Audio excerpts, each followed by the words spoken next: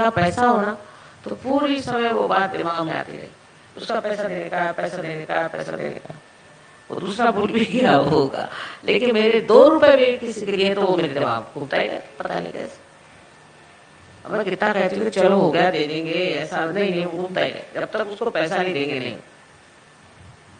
ऐसे सहयोगियों का होना चाहिए। एक तो किसी से उधार मत लो, और लेना हो तो पहले लीडर से पूछ लो, और जैसे उधार लो उसके बाद वो वापस कर देना। लक्ष्मी तत्व में उधारी बहुत खराब, और लेना ही पड़ता है कभी कभी, समझ लीजिए। तो एक एक पैसा उसका छुपा देना चाहिए, ये बहुत जरूरी है, नहीं तो लक्ष्मी तत्व जो है खराब होता है। बहुत से लोगों को ये भी आदत है, अब जैसे कुछ हुआ आधा रुपया रोक लिया, बहुत गलत बात है, कभी नहीं रोकना। हाँ, काम पूरा होने पर पूरा पैसा दे देना। एक तरह की ये अपने व्यक्तित्व की ईमानदारी, कम से कम इतना सहयोग में आना चाहिए कि अपने व्यक्तित्व की ईमानदारी है, जिसका पैसा लिया है वो वापस कर देना। दूसरे दान के बारे में भी अपने को ये नहीं सोचा मैंने तेरे को इतना दान दिया, मैंने तेरे को इतना पैसा दिया, ये सोचा कि आपका ध्यान हो गया व्यर्थ दान। इसमें हम अपने पिता के एक किस्सा सुना कि उनकी आदत थी कि हर संडे को वो कंबल नहीं तो टॉवेल से तो चादरें नहीं तो ऐसी चीजें बांटते थे। बहुत से लोग आते थे लगातार लाइन, और ये दिए जा रहे दिए जा रहे दिए जा रहे। तो लोगों ने पूछा कि भाई ये क्या करते हैं आप लोग, 2-2 3-3 चीज ले जा रहे हैं, आप आंख नीचे करके दे रहे हैं। तो भाई देने वाला देता है और मैं बीच में खड़ा हूँ, उसको क्या, जो देने वाला वही देखे, 2 चीज है चाहे 3 चीज है, जो भी ले जाना ले जाए, उसमें मैं क्या करूँ, मैं तो देने को लाया हूँ।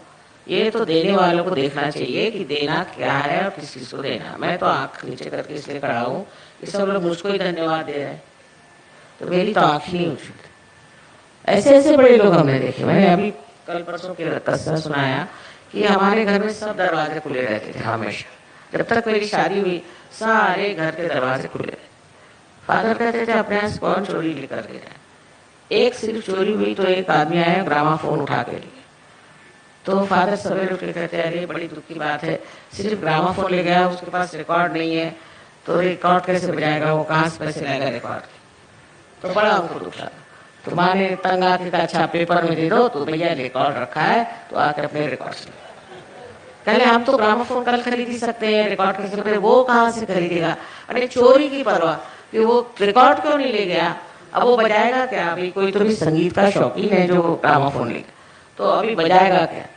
और बाकायदा मतलब उनका यही लगा रहा कि अगर वो आ जाए तो उसको रिकॉर्ड दे देना, पर वो आया ही नहीं कभी, और उनको ये लगा रहा कि बेचारा कैसे बजा रहा होगा। इस तरह के लोग हमने देखे हैं दुनिया बहुत, और कभी उनको दिक्कत नहीं, पैसे कभी कोई दिक्कत नहीं हुई, कभी कोई परेशानी नहीं हुई, कुछ नहीं हुआ। जिस वक्त इलेक्शन में उनको खड़ा होने के लिए वल्लभ भाई पटेल ने लिखा, तो उनका कि मेरी अभी तबीयत ठीक नहीं तो मैं नहीं खड़ा हूँ, तो उन्होंने 3000 रुपये भेजे उस दिन। तो उन्होंने वापस किए कि अगर 3000 रुपये दे करके और मुझे अपने जीतना है तो मुझे नहीं, मैं उसको एडवर्टाइजमेंट नहीं करना, कुछ नहीं करना, वैसे ही खड़ा खड़े हो गए। तो जीत तो गए ही, पर तो उनके राइवल थे, उनके सारे विचारों के जमीन जो पैसे थे वो सारे जब्त हुए।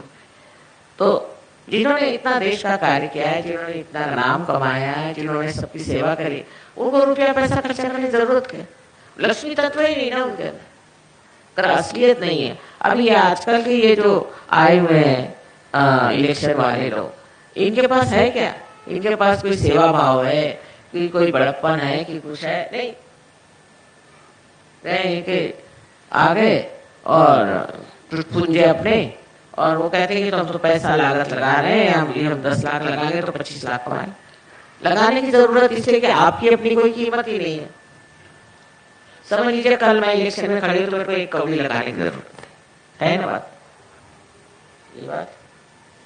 तो ये जो लोग हैं ऐसे कि जिन्होंने कोई सेवा नहीं करी, कुछ नहीं किया, इनको वोट ही नहीं देना चाहिए, और पूछना चाहिए कि तुमने कौन सा सोशल वर्क किया है, क्या काम किया, तुमको क्यों दिया है। जब लक्ष्मी तत्व अपने देश में असलियत में उतरेगा तो हम सारे दोषों से ऊंचा हो सकते। इस मामले में हम जरूर कहेंगे कि रशिया में है, रशिया के लोग बड़े ध्येयवादी, ध्येय है, अभी एक लड़की आई थी, उसको गाना यहाँ सिखाने का। मैंने कहा तुम्हारे यहाँ शादी करा देते हैं। कहती नहीं माँ, मैं इसके लिए कोई कन्वीनियंस नहीं ढूंढना चाहती। मुझे अगर स्कॉलरशिप मिल जाएगी तो मैं यहाँ रहूंगी, और नहीं मिलेगी तो रशिया चली जाऊंगी। इस शादी का कन्वीनियंस करके मुझे नहीं सीखने का संगीत, क्योंकि संगीत सीखना एक आराधना है। मैं सुन के दंग हो गई कि ये रशिया की लड़की मेरे को बता रही है, जो कि कितने दिन से मैं सुनने के लिए लालायित हूँ, कि आराधना है। इस आराधना के लिए मैं शादी का कन्वीनियंस नहीं लेने वाली। छोटी सी लड़की 18 साल की लड़की, उसने ऐसी बात नहीं सुनी। तो ऐसे इन लोगों में कहाँ से ये देहवाद आया? क्योंकि वहाँ मटेरियलिज्म है ही नहीं, दूसरी बात कर ही मटेरियलिज्म। वहाँ की गवर्नमेंट ने कहा कि भाई तुम्हारे जो जो फ्लैट है तुमको हम दे देते हैं, तुम अपने पोजीशन में ले लो, और तुमको उसको संभालना होगा। उनका पोजीशन का क्या अर्थ है? क्या मिलता है उससे? पोजीशन में रखे क्या मिलता? हमको लीजिए, तुम ही संभालो, हमारे बस का। कोई चीज मेरी है ये सोचना ही मटेरियलिज्म है। और उन लोगों को देख के मैं हैरान हूँ कि किसी भी चीज की उनको परवाह। मैंने कहा कि देखो तुम्हारे इतना बड़ा झगड़ा हो रहा है, कू हो रहा है, कैसे होगा तुम लोगों? करे वहां हम तो भगवान के दरबार में आ गए ना, तो अब क्या काम है, हमें क्या करना?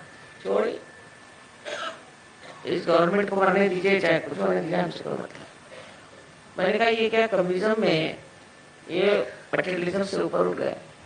कम से कम 70% लोग बिल्कुल मटेरियलिज्म से ऊपर है, कोई परवाह नहीं। इनकी सेवा मैं देख के हैरान हुआ। छोटा सा घर दिया मैंने, आके रहते। कहाँ रहते पूछा तो इन लोग के छोटे छोटे वहाँ गार्डन्स होते थे, बिल्कुल छोटे छोटे कमरे होते, वहां रहते। हम अपना खाना लेके आते, और सवेरे करीबन 5 बजे सब फूल ला करके, और उस जमीन जहाँ हम रहते हैं ना, वहां पे सब गाड़ के जाते 5 बजे उस ठंड में। कमाल के लोग। ये मटेरियलिज्म ने हमको खराब किया। 4 साड़ियां बहुत है उनके लिए, बस 4 साड़ी में। और मेरे लिए उनको होता है कि हमारे लिए साड़ी नहीं है। मैंने कहा भैया मेरे पास बहुत साड़ियां हैं, कहा मुझे साड़ियां देते रहे दो तुम। नहीं, वहां हम लोग का मन ऐसा करता है कि एक आपको साड़ी दे। ऐसे मोहब्बती लोग, ऐसे लोग है दुनिया में अब भी, क्योंकि ये मटेरियलिज्म का चक्कर नहीं आया है हम लोगों पे। अमेरिकन ने जो साथ रख दिया ना वहां सर पे, वहां एड्स हो गए, वहां लोग मर रहे हैं, सब कुछ है, पर कुछ पूछे ही नहीं। जो हालत वहां है, अभी किताब में मैं सब लिखने वाली हूँ कि तमाशा क्या है, इसके पीछे मतलब समाधान। सहजों के लिए समाधान उसका मंत्र है, समाधान। और समाधान में रह करके आप एहसास करें कि हमें जो मिला है बहुत है, इसी आनंद में रहे, फिर अनेक चीजें मिलती। इसमें तो धन संपत्ति तो मिलती है सहजों में, इसमें कोई शक नहीं, लेकिन समाधान ही होना चाहिए। नहीं तो कुछ भी मिले फायदा क्या, आपको समाधान ही।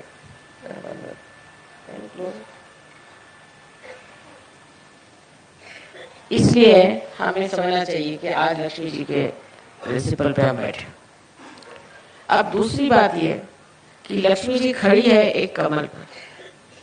कमल कितना हल्का फूल होता है, माने वो किसी पे दबाव नहीं डालती।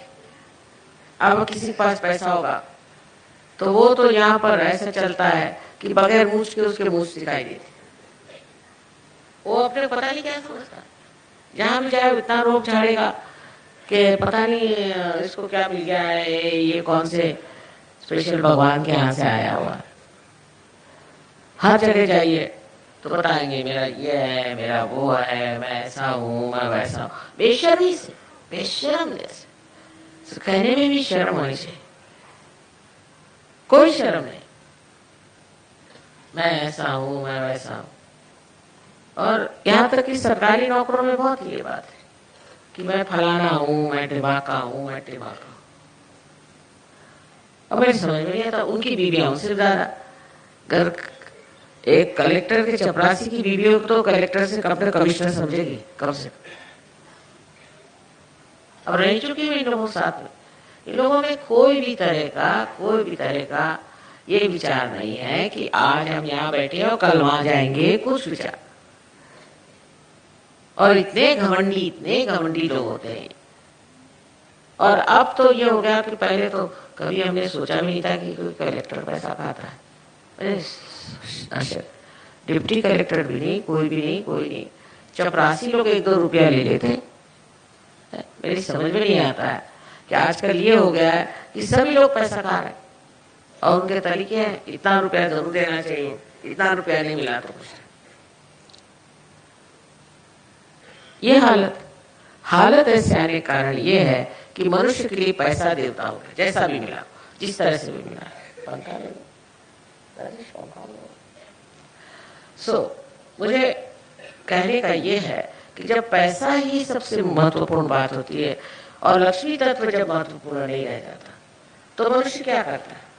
वो कल अपनी बीवी बच्चों को बेच सकता है। क्या ही है, फॉरेन में यही है, हर एक औरत अपने शरीर को बेचने के लिए तैयार।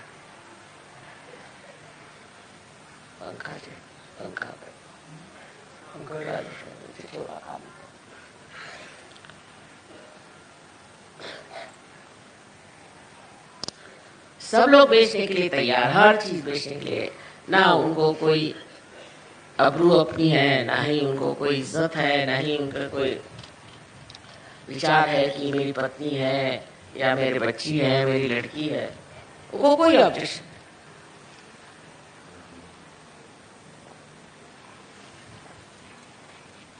एक लंदन में मैंने देखा था टेलीविजन में, एक लड़की 16 साल की थी और वो नंगे नाचते थे कहीं जा करके। तो उसके माँ बाप का इंटरव्यू हुआ तो उनका हमको कोई ऑब्जेक्शन ही नहीं है, आपको तो ऑब्जेक्शन है, हमको कोई ऑब्जेक्शन नहीं। अब नीति के बारे में अगर माँ बाप ही ऑब्जेक्शन नहीं करेंगे तो कौन करेगा? ये पेड़ पौधे करेंगे? तो गवर्नमेंट तो नहीं करती वहाँ। तुम जो करना है करो, जैसे भी रहना रहो, जैसे करना करो, जिसके साथ रहना रहो, जैसे घूमना फिरना, हमको सब हमको बस वोट दो, बस और कुछ। सब गलत सलत तरीके की चीजें अलाउड हो, तो बस हमको नीति से कोई मतलब नहीं, उनका प्राइवेट अफेयर है और हमको जैसे करना पड़ेगा। इससे गवर्नमेंट को पैसा मिलता है, सब कुछ मिलता है। अब अगर आप किसी गांव में चले जाएं, लंदन में या शहर में, कहीं भी दूसरे शहर में या किसी भी गांव में इंग्लैंड के चले जाएं, तो सबसे अच्छा घर जो होगा वो शराब खाना, सबसे अच्छा, उसका नाम पब। और अमेरिका से लोग स्पेशल आते हैं पब देखने के।